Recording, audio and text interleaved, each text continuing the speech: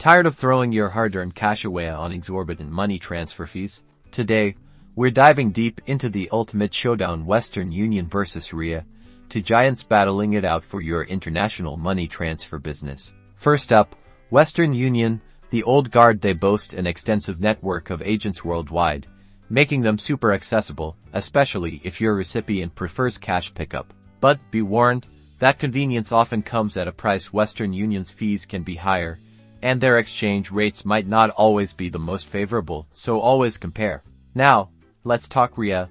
The challenger Ria often wins on affordability, frequently offering lower fees and competitive exchange rates, particularly for bank transfers. Ria's global reach is also impressive, though perhaps not quite as extensive as Western Union's physical presence. However, their online platform is user-friendly and efficient. Transfer speeds.